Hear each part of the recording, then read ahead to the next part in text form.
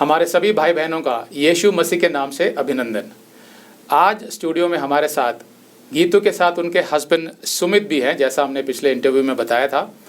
अगर आपने हमारा पिछला इंटरव्यू देखा हो तो उसमें गीतू ने जो गवाही दी थी वो उनकी शादी से संबंधित थी कि जब वो मसीही बन गई, बचपन में उनकी मम्मी की डेथ हो गई थी, उसके बाद वो बड़ी मुश्किलों से बड़ी हुई, पिताजी उनका इतना ध्यान नहीं रखते थे। फिर 18 साल की उम्र में उन्होंने यीशु को स्वीकार कर लिया, जिसकी वजह से उनको भारी सताव का सामना करना पड़ा अपने डैडी की तरफ से, रिश्तेदारों की तरफ से। फिर जब शादी का प्रेशर आया तो वो चाहते थे कि गीतू की शादी उनके धर्म के हिसाब से, हिंदू धर्म के हिसाब से किसी हिंदू लड़के से हो जाए, लेकिन गीतू ने अपना स्टैंड लिया जीसस के लिए, हमेशा खड़ी रही। बहुत भारी सताव के बावजूद भी, पिटाई भी हुई, गालियाँ मिलती थी उनको। फिर वो वहाँ से एक पेइंग गेस्ट में चली गई रहने के लिए। उसके बाद वो एक कंपनी में जॉब करने लगी। तो उनकी प्रार्थना यही थी कि अच्छे मसीह से उनकी शादी हो। तो एक लड़का उस कंपनी में गीतू को लाइक करने लगा और अप्रोच किया शादी के लिए, तो गीतू ने मना कर दिया। तो वो लड़का जो है ये बोलने लगा कि मैं मसीह को एक्सेप्ट कर लूँगा, ऐसे बोल के वो गीतू को कन्विंस करने की कोशिश करता रहा। फिर गीतू का चर्च जाने लगा, वहाँ चर्च में सबको साबित कर दिया कि मैं मसीह बन गया हूँ, मैंने जीसस को एक्सेप्ट कर लिया है। यहाँ तक कि पास्टरों ने और एल्डर्स ने भी अप्रूव कर दिया उसको। हालांकि गीतू को पूरा विश्वास नहीं था, लेकिन क्योंकि पास्टर्स ने अप्रूव कर दिया था, क्योंकि वहाँ शिक्षाएं इतनी सही नहीं थी चर्च में, जिसकी वजह से उनकी एंगेजमेंट हो गई। लेकिन कहीं ना कहीं गीतू को लगता था कि नहीं, पवित्र आत्मा मुझे अभी भी पूरी गवाही नहीं दे रहा है। गीतू की उम्र 25 साल की हो चुकी थी। उस उम्र में एंगेजमेंट तोड़ना बहुत ही मुश्किल काम होता है, लेकिन गीतू ने सताव सहने के बाद भी सबके विरुद्ध जाके साफ साफ बोल दिया, क्योंकि उस लड़के के चरित्र में बहुत खोट दिखाई दे रहे थे। झूठ बोलता था, फ्रॉड करता था, बहुत कुछ ऐसा था, जिसकी वजह से गीतू ने ये डिसीजन लिया कि नहीं, जब तक परमेश्वर मुझे स्टैंप लगाता नहीं है मैं शादी नहीं करूँगी। और वो एंगेजमेंट ऑफिशियली तोड़ दी गई। उसके बाद गीतू को लगा कि शायद मेरे जीवन में शादी लिखी नहीं है, तो उन्होंने यीशु को अपना जीवन दे दिया कि जैसा आपकी इच्छा हो वैसे चले। उस डिप्रेशन में उनका थोड़ा सा परफॉर्मेंस डाउन हुआ कंपनी में, जिसकी वजह से कंपनी ने उनको एक ट्रेनर, एक मेंटर असाइन कर दिया वो ट्रेनिंग देने के लिए। तो वो थे सुमित। अब सुमित एक हिंदू बैकग्राउंड से आते थे, पंजाबी थे, और उनको कुछ भी नहीं पता था यीशु मसीह के बारे में, मसीहत के बारे में। उनको ऐसा लगता था कि जो क्रिश्चियनिटी है वो अंग्रेज़ों का धर्म है। उनको ये भी नहीं पता था कि बाइबल भी हिंदी में भी है, उनको कुछ भी नहीं मालूम था। ऐसे उनकी शुरुआत हुई थी। तो आगे हम सुमित और गीतू से जानेंगे कि उनकी ये जो कहानी है कि वो शादी तक कैसे पहुँचे, परमेश्वर उसमें कैसे कार्य कर रहा था, वो उनकी ज़ुबानी हम सुनेंगे। तो सबसे पहले स्वागत करते हैं गीतू और सुमित का। तो सुमित, सबसे पहले तो मैं आपसे पूछना चाहता हूँ कि गीतू से मिलने से पहले आपका जो जीवन था वो कैसा था? भैया, पहले जीवन मेरा वैसे ही था जैसे ज़्यादातर सब लोगों का होता है। घूमना फिरना, खाना, शराब पीना और पैसे कमाने पे ज़्यादा ध्यान देना। तो मेरा जीवन वैसे ही था। मेरे को अपने जीवन में भगवान की कोई इतनी ख़ास ज़रूरत लगती नहीं थी। मुझे नहीं लगता था कि भगवान के साथ कोई एक व्यक्तिगत रिश्ता बनाने की ज़रूरत है। तो मेरी गीतू से मुलाकात ऐसे ही हुई कि मेरा डिपार्टमेंट चेंज हुआ था और मेरे को नई टीम में भेजा गया था। वहाँ पे गीतू भी थी। तो गीतू की परफॉर्मेंस थोड़ी डाउन चल रही थी, कुछ खास नहीं चल रही थी। तो मेरे मैनेजर ने मुझे गीतू को काम सिखाने के लिए मुझे गीतू का मेंटर बनाया था। तो तब तक गीतू के बारे में आपकी क्या राय थी? भैया, मैंने गीतू को टीम में देखा था कि उसे जब भी मौका मिलता था वो टीम में किसी के साथ भी परमेश्वर की बातें करने लगती थी, परमेश्वर का वचन बताने लगती थी। तो मुझे गीतू थोड़ी इमेच्योर सी लगती थी, क्योंकि हमेशा मैंने यही सुना था गीतू को कहते हुए कि यीशु मसीह ही सिर्फ परमेश्वर है। तो मुझे लगता था कि इमेच्योर है, इसको ज़्यादा कुछ पता नहीं है। क्योंकि हमारे लिए तो ज़्यादा समझ, मेरे लिए ज़्यादा समझ की बात वो होती थी कि सब धर्मों को साथ लेके चलना है और समझदारी उसमें है कि जो कोई अच्छी बात बोली जाए। तो मुझे थोड़ी इमेच्योर सी लगती थी। तो सुमित, ये बताइए कि फिर आपको यीशु मसीह के बारे में कैसे पता चला, और जो बताया गया गीतू द्वारा उसके बारे में आपकी क्या राय थी? तो भैया, जैसे मैंने बताया कि मैं गीतू का मेंटर था, तो हम साथ बैठते थे। मैं गीतू को ऑफिस का काम थोड़ा और अच्छे तरीके से सिखाता था और गीतू मुझे परमेश्वर के बारे में बताती थी। तो मुझे यीशु मसीह के बारे में गीतू से कुछ नई जानकारी मिली जो मैंने पहले कभी किसी धर्म में नहीं सुनी थी, लेकिन वो मुझे जानकारी अच्छी लगी। क्योंकि जो बचपन से मेरे सवाल थे परमेश्वर को लेके, उसके जवाब मुझे मिलने लगे।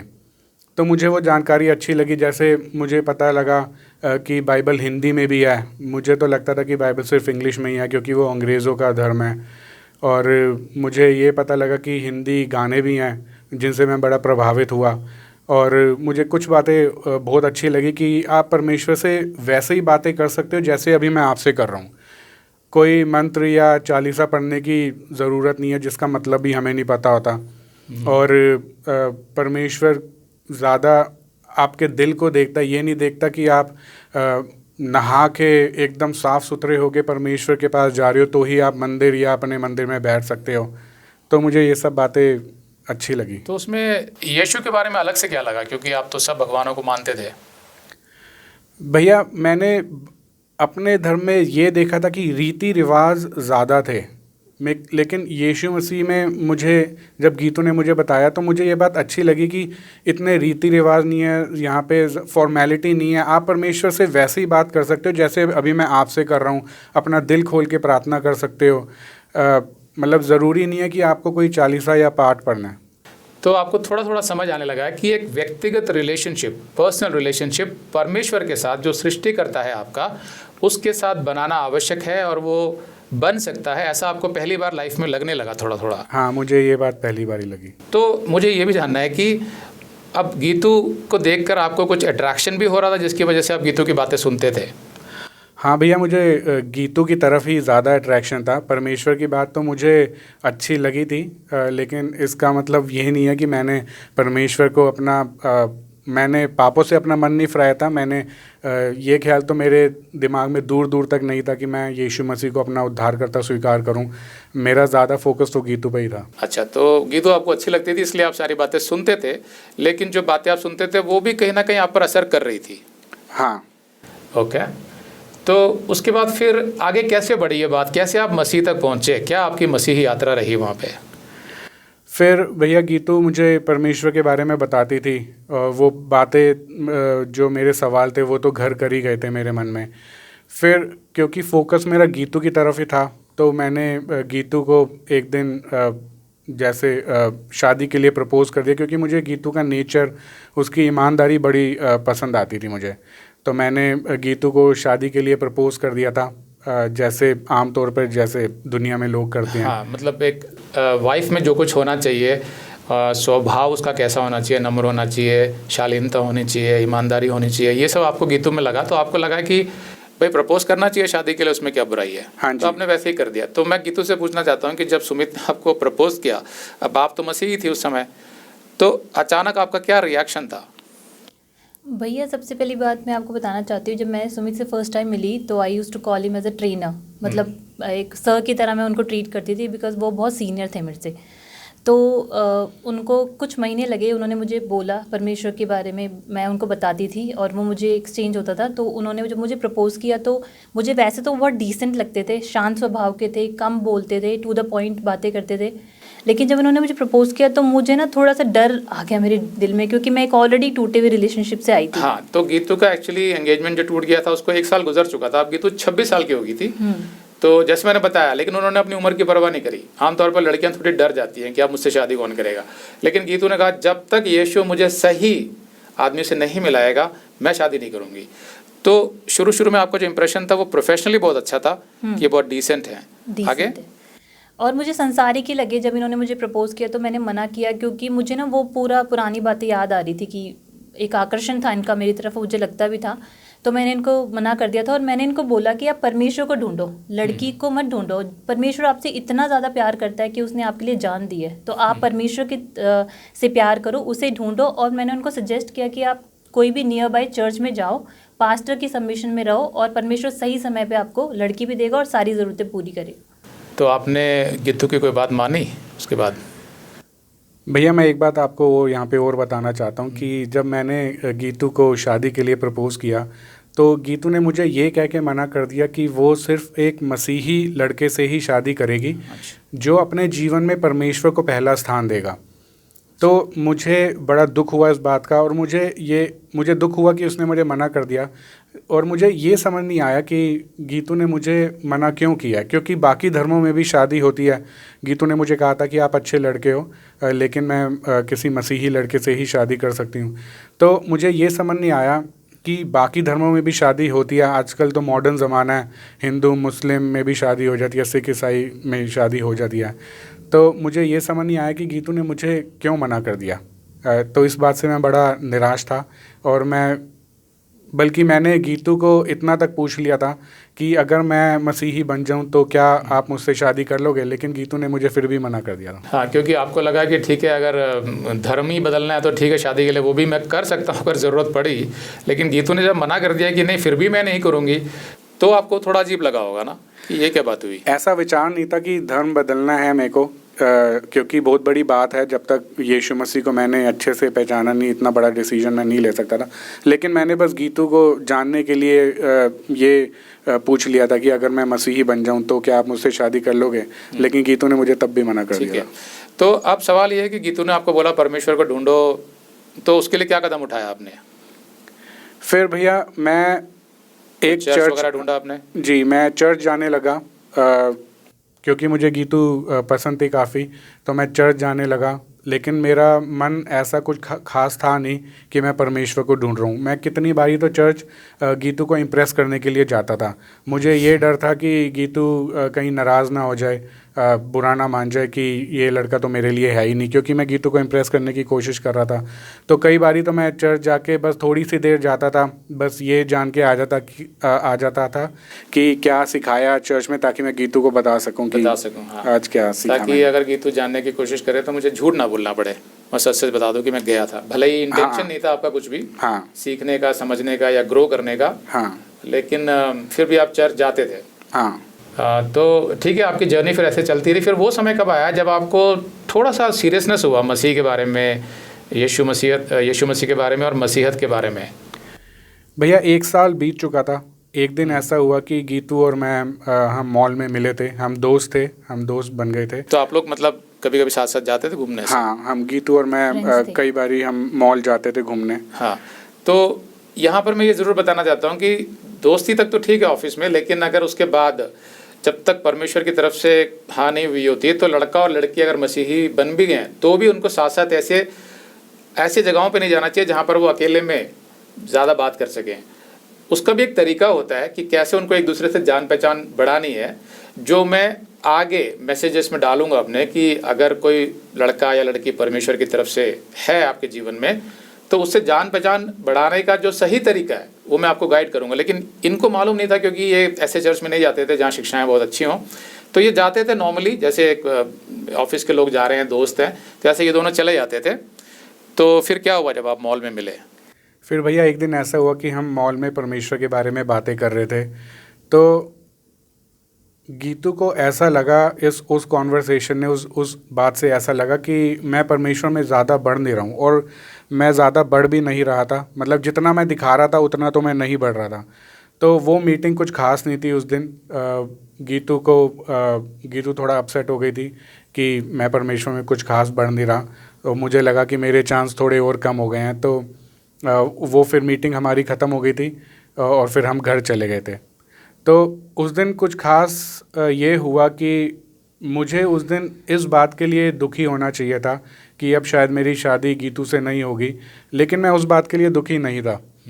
मैं सबसे ज़्यादा दुखी इस बात के लिए था कि मुझे पवित्र आत्मा अंदर से ये बता रहा था कि मैंने गलत किया है परमेश्वर के साथ कुछ। मैं उस दिन ऑटो में अपने घर जा रहा था। क्या गलत किया आपने? मैं ऑटो में उस दिन अपने घर जा रहा था, तो मुझे अंदर से बड़ा बोझ लगा कि मैंने परमेश्वर के खिलाफ कुछ बहुत गलत किया है, मैं धोखा दे रहा हूँ, गीतू से ज़्यादा मैं परमेश्वर को धोखा दे रहा हूँ। तो उस दिन मैं ऑटो में जा रहा था। मुझे धोखा कैसे दे रहे थे आप परमेश्वर को? क्योंकि मैं जितना दिखा रहा हूँ कि मैं परमेश्वर में बढ़ रहा हूँ, उतना मैं बढ़ नहीं रहा था। अच्छा, तो मतलब कहने का मतलब ये है कि आप गीतू के सामने तो दिखा रहे थे कि मैं सच में मसीह को जानना चाहता हूँ, मैं मसीह की तरफ बढ़ना चाहता हूँ, लेकिन वो सब एक कहीं ना कहीं एक्टिंग थी थोड़ी बहुत, जिसकी वजह से आपको लग रहा था कि गीतू को तो धोखा दे ही रहा हूँ, लेकिन उससे ज़्यादा मैं उस सच्चे परमेश्वर को धोखा दे रहा हूँ जो सारी सच्चाई जानता मेरे बारे में। ये आपको सबसे ज़्यादा कन्विक्शन हुआ? हाँ, तो मैं उस दिन बहुत रोया क्योंकि मुझे परमेश्वर के लिए बड़ा बुरा लगा कि मैं परमेश्वर को धोखा दे रहा हूँ। तो उस दिन मेरे को पवित्र आत्मा ने बताया कि मैं बहुत गलत कर रहा हूँ। हाँ, तो पवित्र आत्मा यहाँ पर कार्य कर रहा है जो पृथ्वी पर, वो यही करता है, लोगों को निरुत्तर करता है।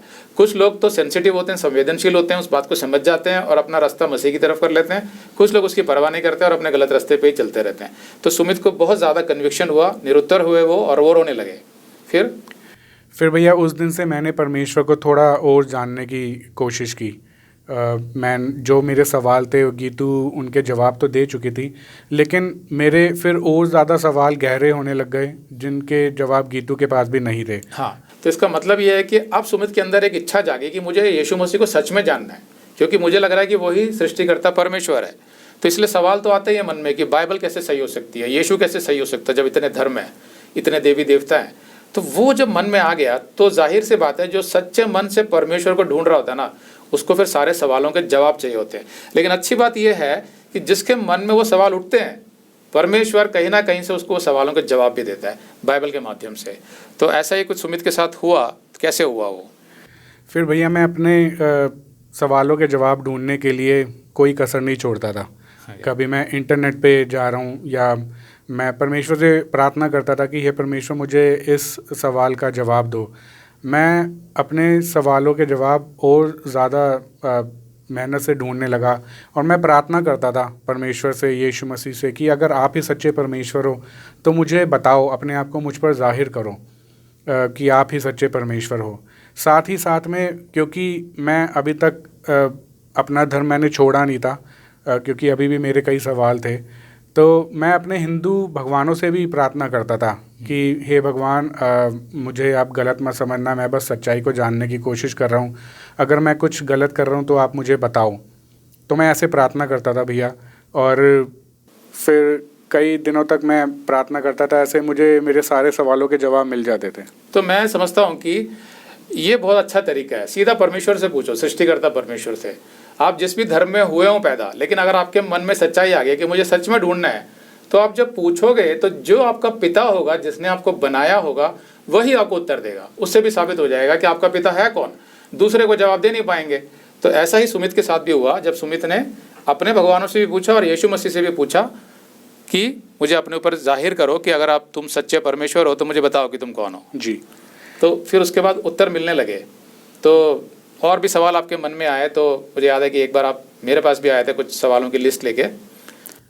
भैया इसी दौरान मैं परमेश्वर से, क्योंकि सच्चे मन से प्रार्थना करता था, तो परमेश्वर ने मुझे एक ऐसा चर्च नया दिखाया जहाँ पे मेरी नए विश्वासी के हिसाब से आत्मिक उन्नति होने लगी। फिर परमेश्वर ने मुझे एक बहुत अच्छे विश्वासी से मिलाया। फिर परमेश्वर मुझे आपसे भी मिलाया, जहाँ पे ज़्यादातर मेरे सवालों के जवाब मुझे आपसे मिले। भैया यहाँ पे मैं एक बात और बताना चाहता हूँ। इसी दौरान मैं जब परमेश्वर से प्रार्थना करता था तो गीतू ने मुझे पहले ये बात बताई हुई थी कि यीशु मसीह ने ही हमारे पापों के लिए अपनी जान दी है, जो बात मुझे कुछ खास समझ नहीं आई थी। लेकिन एक दिन मैं जब प्रार्थना कर रहा था, तो जब मैंने अपने अंदर झांक के देखा कि मेरे अंदर कितने पाप हैं, मैं कितना बुरा हूँ, तो उस दिन परमेश्वर ने ऐसे मुझसे बात की, मुझे ऐसा फील हुआ परमेश्वर को देख के कि परमेश्वर ने मेरे लिए, जो मैं इतना बुरा हूँ, मेरे अंदर इतने पाप हैं, मेरे लिए अपना बलिदान दिया, अपना लहू बहाया। तो उस दिन भैया मेरे को उस बात ने बहुत छुआ, उस वचन ने बहुत छुआ। और वो दिन था कि भैया मैंने परमेश्वर को अपना उद्धारकर्ता स्वीकार कर लिया था। मैंने अपने पापों से अपना मन फिराया था और परमेश्वर से माफ़ी मांग ली थी। Very good. तो उस दिन से आपकी लाइफ जो है वो चेंज होने लगी। तो फिर उसके बाद जब आपके अंदर ये आ गया कि अब यीशु मसीह को मैंने स्वीकार कर लिया, तो आपने गीतू को बताया फिर? हाँ भैया, फिर कुछ टाइम बाद मैं अपना ध्यान परमेश्वर में लगाने लगा। गीतू और मैं अभी भी मिलते थे, हम दोस्त थे, परमेश्वर की बातें करते थे हम। लेकिन फिर एक दिन मैंने गीतू को जाके ये कहा कि मुझे मसीहत सही से अब समझ आ गई है। और फिर मैंने गीतू को कहा कि अब चाहे तुम मुझसे शादी करो या ना भी करो, तो भी मैं अब एक मसीही लड़की से ही शादी करूँगा। हाँ, तो जाहिर है कि सुमित ने यीशु मसीह को समझ लिया था, स्वीकार कर लिया था, तो पवित्र आत्मा जो सुमित के अंदर आ गया वो अपना कार्य करता है। तो सुमित को ये समझ आ गया कि हो सकता है कि मेरी शादी गीतू से लिखी ना हो, लेकिन अब मैं एक मसीही लड़की से ही करूँगा, क्योंकि एक जैसे बाइबल सिखाती है कि एक मसीही लड़का एक मसीही लड़की उन्हीं का आपस में तालमेल बैठेगा। तो जो सुमित ने यह फैसला लिया, तो मैं गीतू से पूछना चाहता हूँ, जब आपको बताया पहली बार कि मेरी शादी आपसे हो या ना हो लेकिन मैं किसी क्रिश्चियन लड़के से ही करूँगा जो सच में मसीही है, तो आपको कैसा लगा? भैया मैं बहुत खुश हुई, आप विश्वास नहीं करोगे, मैं इतनी ज़्यादा खुश हुई। मैंने बोला कंग्रेचुलेशंस सुमित, क्योंकि आज आपका जो नाम है ना वो जीवन की पुस्तक में लिखा जा चुका है। आपको पता नहीं है कि स्वर्गदूत कितनी खुशियाँ मना रहे हैं हेवन में। तो मैं बहुत खुश हुई। और उसके बाद ना भैया मेरे को कुछ और चेंजेस भी दिखने लग गए सुमित में धीरे धीरे ना। जैसे कि मैं बताती हूँ आपको, जैसे कि कुछ हफ्तों में ही सुमित में देखने को मिला कि उन्होंने ना पहले भी पार्टीज़ में जाते थे, ड्रिंक वगैरह करते थे, बता भी देते थे, इन्होंने एकदम जाना बंद कर दिया। और ऊपर से इनके कुछ दोस्त थे जो वो अब्यूजिव लैंग्वेज अपशब्द का प्रयोग करते थे, मतलब गालियाँ वगैरह और गंदी भाषा का प्रयोग करते थे। हाँ, वो भी इन्होंने उन दोस्तों को भी छोड़ दिया। दोस्तों को भी छोड़ दिया। अच्छा। और उसके बाद इन्होंने टाइट देनी शुरू कर दी, जो कि बहुत बड़ा दशमांश, जो कि बहुत बड़ा अमाउंट था। हाँ, ये दशमांश जो नया नया विश्वासी देता है वो उसके विश्वास की परख होती है, क्योंकि जिस धर्म से वो आया होता है वहाँ 10वां हिस्सा देना जैसी कोई बात होती नहीं है। लेकिन अगर वो देने लगता है, इसका मतलब उसे सच में परमेश्वर के राज में विश्वास हो गया। तो भैया वो बड़ा अमाउंट था एक बड़ा और जी मुझे बताते थे कि मेरी इतनी सैलरी है, और पूरी ईमानदारी से देते थे। और हमेशा ना इनके मुंह से सच निकलने लग गया, हमेशा मुझसे। और दूसरी ये नहीं कि मेरे साथ बोलते थे, हर किसी के साथ। और इनकी बातों में ना काफ़ी चेंजेस आ गए। जैसे कि पहले मैं इनसे पूछती थी, संडे को चर्च जाते थे, कि आज क्या सिखाया पास्टर ने, लेकिन अब ये खुद मुझे बताते हैं कि आज मेरे पास्टर ने ये पढ़ाया। ये नोट्स में बकायदा लिखते थे। अच्छा। और ये कुछ क्वेश्चन नहीं आता थे, मेडिटेट करते रहते थे, मतलब पूरे वचन में। हाँ जी। अब ये फर्क है, जो पहले जो लड़का मिला था जिसको चर्च वालों ने भी अप्रूव कर दिया था लेकिन पवित्र आत्मा ने नहीं किया था, वो झूठ बोलता था। और उसने, जैसे हमने बताया पिछले इंटरव्यू में, जैसे ही गीतू ने मना किया, 1 साल के बाद एक अविश्वासी लड़की से शादी कर ली और चर्च जाना भी छोड़ दिया, जिससे साबित हो गया कि वो परमेश्वर की ओर से नहीं था। लेकिन गीतू ने देखा कि सुमित में जो बदलाव आया ये पवित्र आत्मा करता है। उसके अंदर प्रेम, धीरज, नम्रता, ईमानदारी, सच्चाई, ये सब जो चीज़ें होती हैं, ये जब पवित्र आत्मा करता है किसी के अंदर, तो पता चलता है कि उसने यीशु को वास्तव में स्वीकार कर लिया। ऐसे करके सुमित के चरित्र में बदलाव आने लगे, राइट। तो ये चेंजेस जब आने लगे सुमित में, तो आपको समझ आने लगा कि हाँ, अब सुमित सच में मसीह बन गए। लेकिन शादी का विचार उस टाइम नहीं था आपके मन में कि मुझे सुमित से ही करनी है? भैया एक्चुअली सुमित, मैं ये बोलना चाहती हूँ, क्योंकि पहले तो मैं इनके लिए प्रे नहीं कर रही थी। जब ये मसीह बन गए तो मैंने ना इनके लिए प्रे करनी शुरू कर दी, क्योंकि ये कहते थे कि मैं तुम्हारे लिए प्रे कर रहा हूँ कि तुम्हारे को एक अच्छा स्ट्रॉन्ग बिलीवर मिले, और मेरे लिए भी तुम दुआ करना कि मुझे भी अच्छी अच्छा, मतलब एक दूसरे के लिए प्रार्थना करना कि सही मसीह पार्टनर मिले। ये बहुत अच्छा ख्याल है और ऐसे ही करना चाहिए। हम फैसला यीशु पे छोड़ते हैं, हम नहीं डिसीजन लेते कि नहीं मुझे अब ये मसीह बन गया लड़का तो मैं इससे शादी कर लूँ। नहीं, वो फैसला भी आपको यीशु पर ही छोड़ना पड़ेगा प्रार्थना में। तो ना सुमित की तरफ ना मेरे को पहली बार एक लाइकिंग शुरू हो गई। जैसे कि मुझे ना सुमित में थोड़ा हस्बैंड मटेरियल नज़र आने लग गए। जैसे कि उनका दिल एकदम सच्चा दिखा मुझे। जो जो चेंजेस भैया मैंने अपनी लाइफ में फील किए थे ना परमेश्वर में आने के बाद, वो वैसा एक सीधा मुझे मन दिखा सुमित में। कोई चालाकी नहीं, दिखावा नहीं, डिसेंसी भी बहुत ज़्यादा थी, और परमेश्वर में आने के बाद और बढ़ गई। तो वैसा एक मन मुझे लगा, तो मैं इनके लिए प्रे करने लग गई कि परमेश्वर इनकी शादी के लिए। वैसे तो मतलब मैं लाइक करती थी उनको, लाइक करने लग गई थी उनको। तो आपने देखा जो सही तरीका क्या होता है कि जब थोड़ा लगने लगा कि ये मसीह बन गया और आपको लगता है कि हाँ इनका चरित्र सुधर गया, तो आप प्रार्थना में मांग रहे हैं, वो करेक्ट होता है। फिर उसके बाद तो ठीक है, आपका रिलेशनशिप ऐसे आगे बढ़ने लगा। फैमिली की क्या सिचुएशन थी जब ये सब हो रहा था आपके जीवन में सुमित? भैया मेरी फैमिली में ये सिचुएशन थी कि मेरी फैमिली को शुरू से ही पता था कि मैं गीतू को लाइक करता हूँ, एक मसीही लड़की है। मतलब आपने बता दिया था? क्योंकि संडे को पहले तो मैं कहीं नहीं जाता था, फिर संडे को जब मैं चर्च जाने लगा तो मुझे उनको बताना पड़ा कि मैं कहाँ जाता हूँ। तो मैंने गीतू के बारे में भी बताया कि मैं एक मसीही लड़की को पसंद करता हूँ। मेरी फैमिली क्योंकि सपोर्टिव थी, उनको ज़्यादा ऐसा मन तो नहीं था कि धर्म से बाहर जाके शादी की जाए, लेकिन फिर भी उन्होंने कहा कि ठीक है, अगर गीतू शादी के लिए राज़ी है तो फिर वो भी राज़ी हैं। उनको ये भी पता था कि गीतू ने शादी के लिए मना किया हुआ है। तो लेकिन सिचुएशन मेरी फैमिली में तब चेंज हुई जब मैंने यीशु मसीह को अपना उद्धारकर्ता स्वीकार कर लिया। तो जैसे मैंने गीतू को जाके बोला था कि मैं एक मसीही लड़की से ही शादी करूँगा, चाहे तुम मुझसे शादी करो या नहीं, वैसे ही मैंने अपनी फैमिली को ये बात बोल दी। तो जैसे मुझे समझ नहीं आया था कि गीतू ऐसा क्यों कह रही है कि एक मसीही लड़की से ही शादी करनी है, तो वैसे ही मेरी फैमिली को भी समझ नहीं आया क्योंकि वो एक मसीही लड़की से ही क्यों करना चाहते हैं, अगर गीतू ने मना करती है तो फिर किसी से भी कर लो। हाँ, क्योंकि उनको तो लगा मुझे लड़की पसंद है, इसलिए मैं उससे शादी करना चाहता हूँ। तो मैं बताता हूँ क्या होता है कि जैसे सुमित का विचार था पहले मसीहत के बारे में कि मसीहत एक धर्म होता है, तो उन्होंने कहा इस धर्म में हो चाहे उस धर्म में हो क्या फ़र्क पड़ता है, जैसा सिखाया जाता है सब रास्ते तो एक ही तरफ जाते हैं। ऐसे ही सुमित के घर वालों को भी लगा कि भाई जब तक गीतू में इंटरेस्ट था तब तक तो ठीक है कि भाई मैं मसीही लड़की से शादी करूंगा, लेकिन जब गीतू ने मना कर दिया तो फिर जिस मर्जी से करो। तो उनको समझ नहीं आया क्योंकि उनके लिए तो मसीहत एक धर्म थी। लेकिन यहाँ हुआ क्या था, यहाँ सुमित एक सच्चे मसीही बन चुके थे। उन्होंने यीशु मसीह को अपना उद्धारकर्ता स्वीकार कर लिया, अपने पापों से मन फिरा लिया, पवित्र आत्मा स्वीकार करके उन्होंने अपना जीवन यीशु को दे दिया। तो मतलब अब वो एक मसीही लड़की से ही करेंगे जो सच्ची मसीहत है। तो वो मेरे पास भी आते थे यहाँ पर बाइबल स्टडी में और सीखते थे, वचन बहुत गहराई से बढ़ रहे थे और मैंने इनके अंदर देखा था, वो भूख थी इनके अंदर कि मुझे बहुत तेज़ी से आगे बढ़ना है वचन में। तो ये उनके घर वालों को कन्फ्यूजन हो गया, उन्हें समझ नहीं आया कि इसका मतलब क्या हुआ। तो अब इसके बीच में जब ये चल रहा था तो गीतू आपको फिर कब लगने लगा, थोड़ा लाइकिंग होने लगा सुमित के लिए, ये कब हुआ? भैया जब ये बिलीवर बन गए थे तो एक्चुअली हम पहले बहुत अच्छे दोस्त बन गए थे, बिकॉज सुमित ने बहुत अच्छे से सुनने वाले हैं, मतलब is a very good listener. Husband अगर सुनने वाले हो तो वाइफ के लिए बहुत ही अच्छा होता है। मुझे ना एज अ फ्रेंड बहुत अच्छे लगते थे, डिसेंट थे। लेकिन जब जैसे ही वो बिलीवर बने तो हम लोग, जैसे ब्रेक हमारा मोस्टली साथ में ही होता था कंपनी में, तो हम हमेशा परमेश्वर की बातें करते थे कि ये पूछते थे कि आज तुमने क्या चर्च में सीखा, तुम्हारे पास्टर कौन है, ऐसे करके बातें करते थे। लेकिन वो वाली बात नहीं थी कि अब ये मेरे पे आकर्षित है, वैसी वाली कोई बात नहीं थी, बिल्कुल भी खत्म हो गई थी। लेकिन मैं ना उनको, तब मेरी लाइकिंग स्टार्ट हुई थी, आप ये कह सकते हो। अच्छा, तो वेरी नाइस। तो इसका मतलब क्या हुआ कि एक तो सांसारिक मेल मिलाप होता है कि लड़का लड़की आकर्षित हैं, वो आमतौर पर शारीरिक होता है, इन्फैचुएशन होता है, किसी की शक्ल अच्छी लग रही है, किसी की अदाएँ अच्छी लग रही है, किसी की हैबिट अच्छी लग रही है। लेकिन ये आत्मिक फ्रेंडशिप होती है जहाँ पर इसलिए अच्छा लग रहा है कि ये लड़का यीशु मसीह से बहुत प्रेम करता है, ये लड़की यीशु मसीह से बहुत प्रेम करती है और उन दोनों को वचन की बातें करने में आनंद आ रहा है। मैं बोलूँगा कि ये क्रिश्चियन रोमांस होता है। तो ये बहुत अच्छा हेल्थी रोमांस होता है जहाँ पर परमेश्वर सिग्नल दे रहा होता है कि ये मैंने तुम्हारे लिए चुना है इस आदमी को। तो वो पता चल जाता है कि आप किस तरह की बातचीत कर रहे हैं, उससे पता चलता है कि ये रिलेशन हमारा परमेश्वर की तरफ से है कि नहीं है। उस बातचीत में, उन मीटिंग्स में हमेशा परमेश्वर का स्थान पहला होगा और पूरी मीटिंग में बहुत सफाई रहेगी, उसमें स्वच्छता रहेगी, पवित्रता रहेगी। तो ये इनके मीटिंग्स में होने लगा। फिर तो ऐसे धीरे धीरे करके आपको समझ आने लगा कि हाँ मुझे सुमित अच्छा लग रहा है, जो आत्मिक तौर पर एक रिलेशन बन रहा था आप लोगों का और आप प्रार्थना कर रहे थे एक दूसरे के लिए, राइट? तो फिर सुमित आपका कैसा चल रहा था उस टाइम? भैया उस वक्त मैं परमेश्वर पे ध्यान दे रहा था, मैं प्रार्थना कर रहा था अपनी शादी के लिए और गीतू की शादी के लिए भी।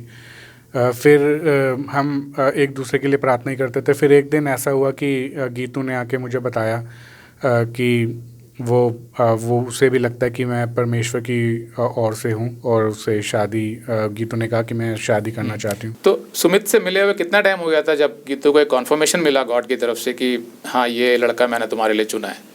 सुमित, गीतू को कितना टाइम हो गया? भैया एक्चुअली जैसे ही सुमित बिलीवर बने ना, उस तक तो 1 ईयर हो चुका था। लेकिन बिलीवर बनने के बाद मुझे एकदम से नहीं हुआ, बहुत टाइम लगा कि मैं सुमित के पास गई और मैंने बोला कि शायद आप ना परमेश्वर की तरफ से चुने वो मेरे लिए, इसलिए मैंने बहुत डिसेंसी से हाँ बोला कि मैं शादी करने को आपसे तैयार हूँ। और मैंने गॉड से ये भी बोला था कि गॉड, बहुत सारी बातें थी, बहुत सारे पॉइंट्स थे जो सुमित मैं चाहती थी अपने पति में, वो मुझे सुमित में दिखने लग गए भैया। और ये एकदम से नहीं हुआ, इट टुक टाइम, थोड़ा टाइम लगा। पहले तो सुमित से मिले हुए 1 साल हो गया, पौने 2 साल आप कह सकते हो लगभग, जब मैंने हाँ बोला इनको।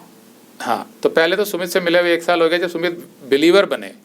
उसके बाद फिर से और करीब तकरीबन 1 साल 6-7 महीने 8 महीने और लगे, जब कॉन्फर्मेशन मिला गॉड की तरफ से कि यही मैंने तुम्हारे लिए चुना है। तो आपने अपनी दिल की बात बता दी कि परमेश्वर मुझसे ऐसा कह रहा है। हाँ, और मैंने ये भी पूछा कि मैंने गॉड को बोलता कि गॉड अगर आपकी अभी भी मर्जी नहीं है, हो सकता है मैं गलत हूँ इस बार, तो आप ना इससे सुमित से हम ना करवा देना, यही मना कर दे कि अब मैं तुम्हें इंटरेस्टेड नहीं हूँ। लेकिन ऐसा नहीं हुआ, इन्होंने हाँ बोल दिया था। अच्छा, तो वो कैसे हुआ? एकदम से खुश हो गए भैया। हम प्रार्थना कर रहे थे एक दूसरे के लिए, मेरी नज़र में तो और कोई मसीही लड़की वैसे ही नहीं थी। तो मुझे वैसे भी गीतू का नेचर, उसकी ऑनेस्टी पसंद थी। मुझे पहले ही पसंद थी गीतू एज अ वाइफ, लेकिन उसके बाद जब मैं परमेश्वर में आ गया तो मुझे और ज़्यादा पसंद आने लगी एक स्पिरिचुअल तरीके से। तो उस बात को मैंने परमेश्वर की कॉन्फर्मेशन समझी हम दोनों ने, और फिर उसके बाद हमने अपनी फैमिलीज़ को बता दिया, पास्टर को बता दिया, फिर उसके बाद हमारी शादी हो गई। Very nice. तो इस तरीके से परमेश्वर ने इनको मिला दिया, पहले इनको वचन में बढ़ाया, धीरे धीरे कॉन्फर्मेशन मिला। इन्होंने कोई ऐसी जल्दबाजी नहीं मचाई। दूसरा, शारीरिक आकर्षण को नहीं इन्होंने प्राथमिकता दी, आत्मिक आकर्षण को दी कि यीशु मसीह का स्थान उनके जीवन में कैसा है, कितना है। ये एक तरीका होता है जानने का कि परमेश्वर आपके लिए जो लेके आ रहा है लड़का या लड़की, वो परमेश्वर की ओर से है कि नहीं है। तो इन्होंने वैसे ही बिल्कुल सही स्टेप्स लिए और धीरे धीरे करके परमेश्वर ने इनको कंफर्म किया। उसका सबूत क्या है कि ये परमेश्वर की तरफ से था, मैं आपको बता देता हूँ।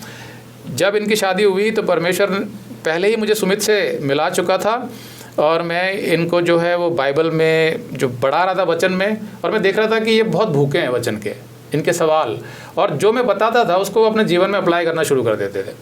फिर गीतू पहले जिन चर्चों में जाती थी वहाँ गलत डॉक्ट्रिन्स थे, गलत शिक्षाएँ थी। सुमित इनको मेरे पास ले आए कॉन्फ्रेंस में, जो मैंने किया था एक बारी हमारी टीम ने। तो उसमें इन गीतू के जो सवाल थे जो गलत डॉक्ट्रिन से संबंधित, उनके जवाब मिल गए। तो गीतू बहुत आनंदित हुई और वो सुमित के साथ बाइबल स्टडी में आने लगी हमारे पास। ऐसे वो टीम मेंबर्स बन गए, हमारा जो रिलेशन है फैमिली जैसा हो गया। तो फिर मैंने उनको बताया कि देखो, ये जो सबूत है इस बात का कि सुमित और गीतू एक दूसरे के लिए बनाए गए हैं परमेश्वर की तरफ से, वो सबूत ये है कि आप दोनों ने ये फैसला लिया है कि हम वचन में बढ़ेंगे और दोनों मिल के बाइबल स्टडी में आते रहे। वेबसाइट में सारे मैसेजेस देखते हैं, चैनल में देखते हैं, उतार चढ़ाव होते हैं विश्वास में, लेकिन सबूत सबसे बड़ा यही है कि इन्होंने ये फैसला लिया कि हम अपना जीवन यीशु मसीह को देंगे, उसी के लिए कार्य करेंगे, उसी के वचन में बढ़ते रहेंगे। इससे पता चल जाता है कि परमेश्वर ने सुमित को ही रखा था गीतू के लिए। दूसरा, फिर इनको परमेश्वर ने ब्लेस किया एक बेबी गर्ल जो अभी करीब 2.5 साल की हो चुकी है, सहज, और वो बहुत ही अच्छे तरीके से बड़ी की जा रही है। अब क्योंकि इनको अच्छे से वचन में काफ़ी प्रोत्साहन मिला है, काफ़ी बड़े हैं, ये फैसले लिए हैं इन्होंने। इनके दूसरे इंटरव्यूज़ में मैं बताऊंगा क्या क्या टफ फैसले लिए इन्होंने यीशु के लिए और कैसे यीशु ने इनको ब्लेस किया।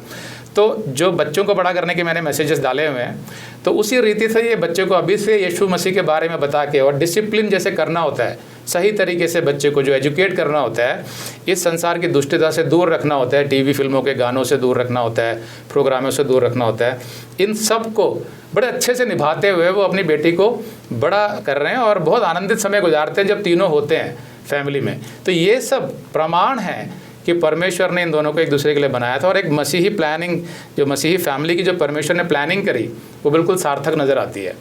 तो आज की जो इंटरव्यू था उसको बताने का उद्देश्य यही था कि जब भी आपको मैरिज करनी हो, चाहे आप कितने भी साल के हो चुके हों, 20, 25, 40, 50, कितने भी साल के हो चुके हो, परमेश्वर ने अगर रखी है तो कहीं ना कहीं से आपको लाके वो देगा। जैसे कि एक ऐसे बैकग्राउंड से सुमित को लाके दिए थे जबकि गीतू की एंगेजमेंट टूट गई थी और गीतू के उस चर्च वाले कहते थे कि भाई तुम्हारे से कोई शादी नहीं करेगा, लेकिन परमेश्वर कराता है क्योंकि गीतू ने सही फैसला लिया था उस एज में जहाँ पर लड़कियाँ ये फैसला नहीं कर पाती है। तो मैं सभी, सिर्फ लड़कियों को ही नहीं, लड़कों को भी मैं प्रोत्साहन देना चाहता हूँ कि यीशु पर विश्वास रखिए, खड़े रहिए यीशु के लिए, बिल्कुल भी मत डरिए कि हमारा क्या होगा। ये गवाही आपके सामने है, बहुत महत्वपूर्ण गवाही।